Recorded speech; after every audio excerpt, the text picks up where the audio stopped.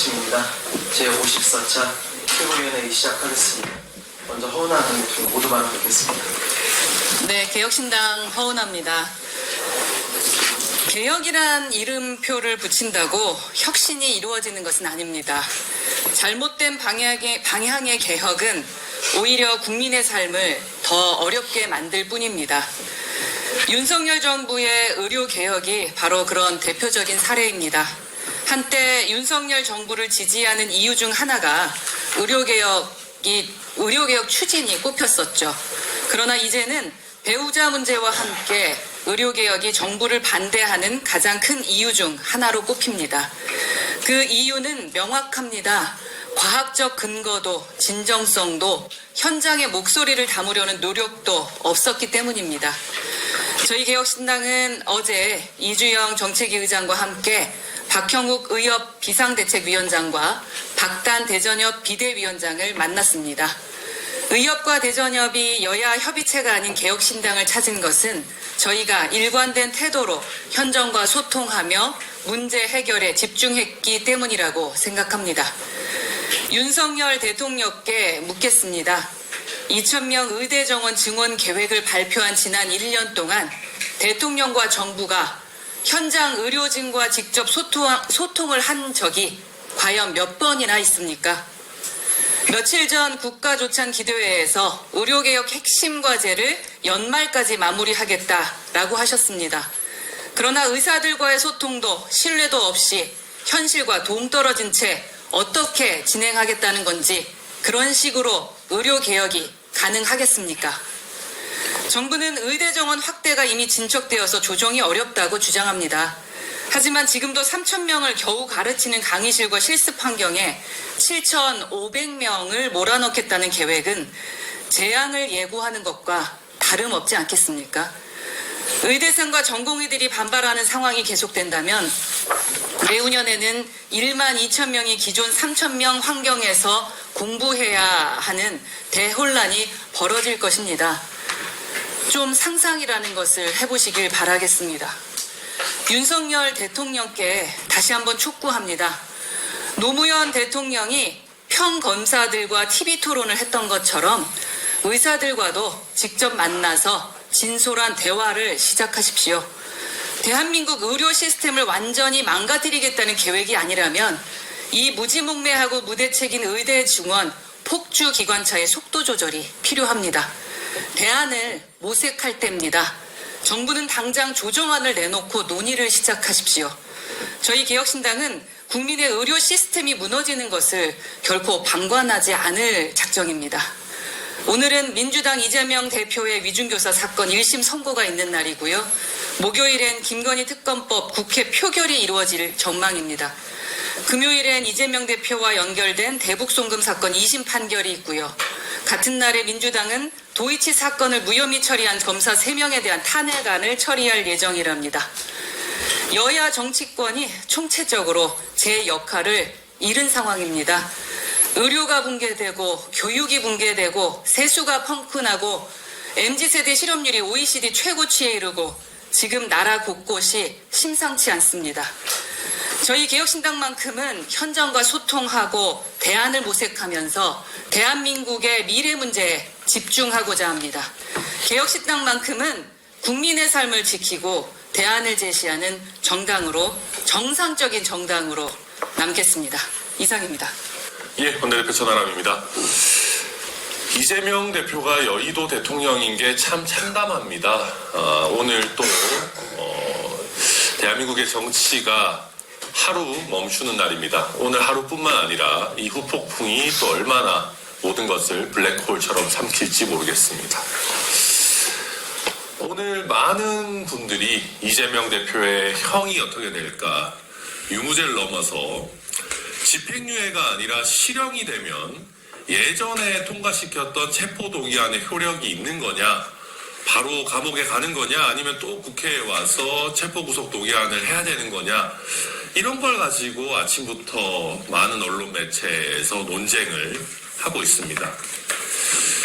이게 대한민국의 압도적 과반을 갖고 있는 제1야당의 당대표와 관련해서 나올 수 있는 논의들인가 싶습니다. 이게 대한민국이 그렇게 간단한 그런 가벼운 나라 아니지 않습니까? 어떤 기준으로 봐도 세계 10위권 안쪽에 있는 굉장히 성공하고 자랑스러운 국가입니다.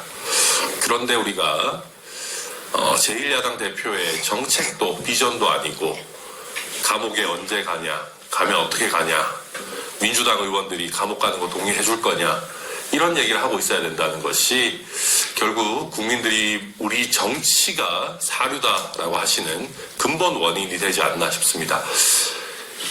오늘 판결 나오고 나면 보다 구체적인 얘기들이 나오겠지만은 이재명 대표도 양심이 있다면 이쯤 하면 좀 내려와야 되는 거 아닙니까?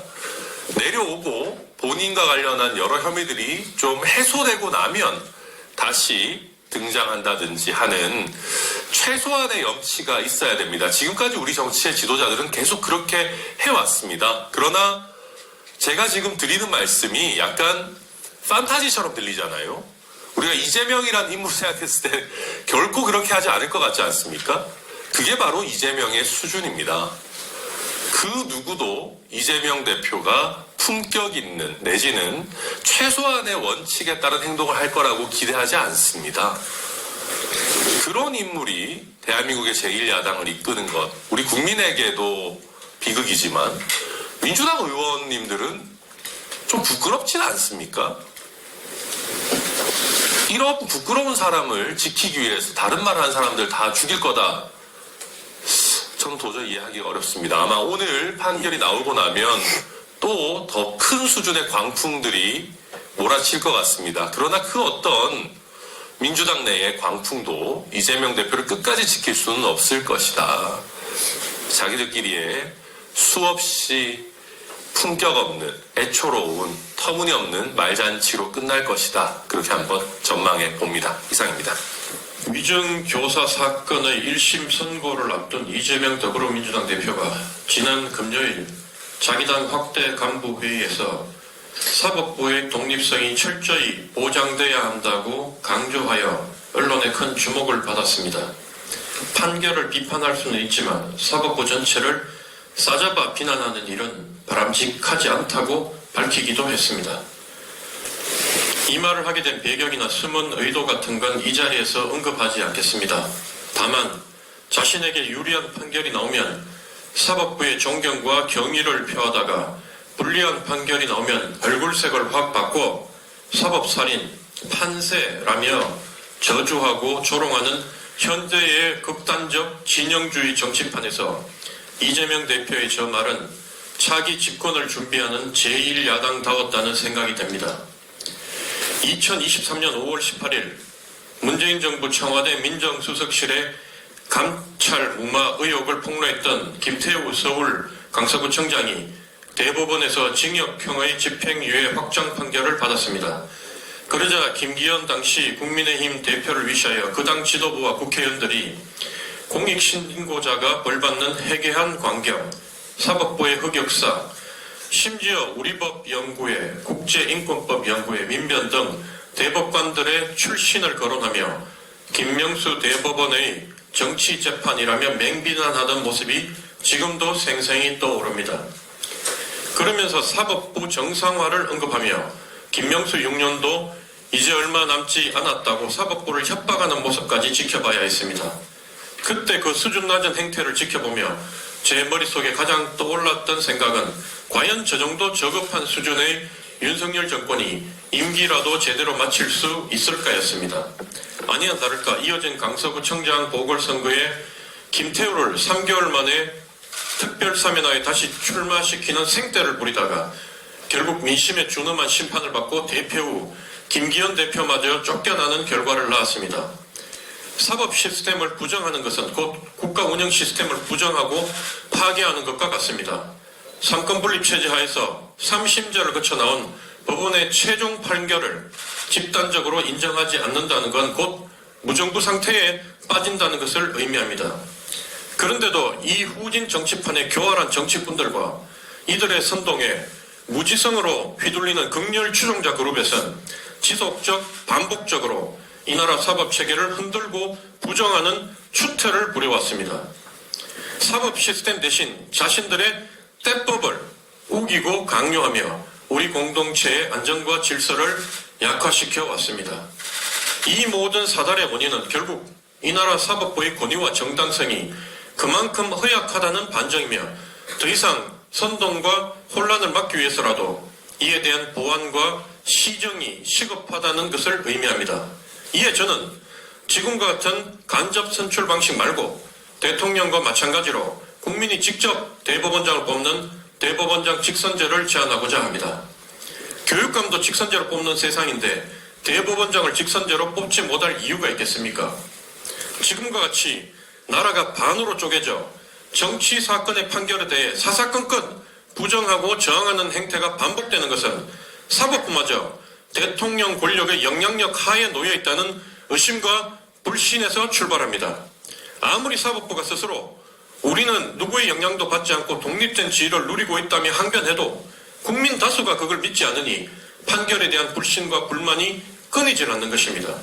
이를 해결하는 가장 쉬운 방법은 바로 사법부의 힘과 권위를 대통령을 수반으로 하는 행정부만큼 높여 두 기관을 대등하게 만드는 것입니다.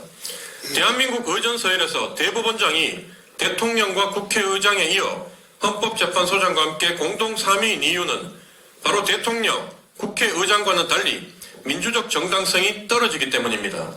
대통령은 물론이고 국회의장 역시 국회의원으로서 직접 선출되는 과정을 거쳤기에 국민의 대표자로서의 지위를 가지지만 사법부 소속 인사들은 그렇지 못하기 때문입니다. 대한민국 헌법 제1조 1항 대한민국은 민주공화국이다. 2항 대한민국의 주권은 국민에게 있고 모든 권력은 국민으로부터 나온다는 헌법 정신대로 완전한 민주공화제를 확립하기 위해서는 명실상부한 삼권 분립 체제의 완성이 필수 조건입니다.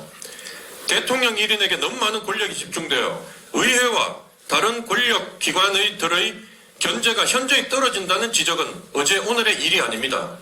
그런 무능하고 독선적인 대통령을 5년간이나 넉넉히 지켜봐야 하는 참 불쌍한 국민, 그리고 임기 후 혹은 임기조차 못 마치고 줄줄이 정치적, 사법적 단죄의 대상이 되어버리는 참 딱한 처지의 대통령.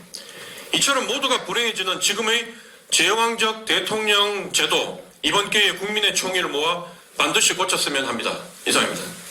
이주영입니다. 정부는 시간이 많고 여유가 있는 것 같습니다. 그러나 현실은 냉정합니다. 이대로라면 우리는 머지않아 아주 어려운 선택을 해야 할 겁니다. 국가가 강제하는 사회주의 의료인가? 국가가 포기한 준비되지 않은 나쁜 민영화인가? 어제는 국회에서 여의정 3차 회의가 있었습니다. 사태의 중심에 있는 사람들은 고명곤란해듯 다 골라내고 잔치국수인지 고기국수인지 자기들도 모를 하나마나한 소리만 반복합니다. 야당도 전공의도 의협도 안 들어간 모임이 무슨 의료개혁 협의체입니까? 뭘 하자는 건지 어디서부터 논의해야 하는지 알고나 있습니까? 정부는 숫자만 질러놓고 대책은 언제나 어떻게 하든지입니다. 입시가 진행 중이므로 되돌릴 수 없다는데 이 얘기는 수능이 아니라 신입생들이 입학하던 올 초부터 똑같이 나오던 이야기입니다. 이 정도도 예측이 안 되고 이 정도로 설득이 불가능하고 이 정도조차 준비를 못할 거였으면 이건 애초에 정부가 할 수 있는 일이 아닌 겁니다. 잘못된 판단을 했으면 내가 틀렸다고 말하고 고치는 것이 진정한 용기입니다. 불가능한 일이 있으면 내가 할 수 없는 일임을 고백하고 도움을 청하는 것이 진짜 능력입니다. 할 수 있는 말이 없으면 입을 닫고 해야 할 말이 있으면 정직하게 말하는 것이 상식입니다. 이게 그렇게 어렵습니까? 개혁신당은 어제 대한전공의협의회 비상대책위원회와 대한의사협회 비대위를 함께 만났습니다. 개혁신당은 해야 하는 일을 실현 가능한 방식으로 역량 있는 사람들과 손잡습니다. 내용을 잘 알기에 거위의 배를 함부로 가르지 않고 상생의 길을 찾아갑니다. 건강보험 재정의 고갈이 눈앞에 있습니다. 저출산의 늪은 깊으며 경기 침체의 안개 또한 짙어집니다. 대한민국의 건강보험은 예전과 같을 수 없을 겁니다. 의료개혁이든 의료개악이든 이걸 하건 안 하건 건강보험 시스템의 붕괴는 피할 수 없는 현실입니다. 대한민국의 의료를 살리려면 다음 세대의 의료진과 다음 세대의 환자 모두를 위해 고갈과 붕괴의 시기를 늦추고 필수적인 핵심 의료라도 우선 생존시켜야 합니다. 그러므로 일하는 사람들이 일할 수 있게 합시다. 의료와 더불어 국가주도의 위기에 방해받고 있는 다른 분야는 과학기술입니다. 다음은 교육이고 그 다음은 여러분이 일하고 있는 바로 그 분야가 될 겁니다. 그러므로 우리는 의료계는 물론 사회 곳곳에서 일하는 여러분의 자유를 함께 지켜가겠습니다. 새로운 자유, 당당한 책임, 탁월한 기업, 아름다운 상생, 우리는 개혁신당입니다.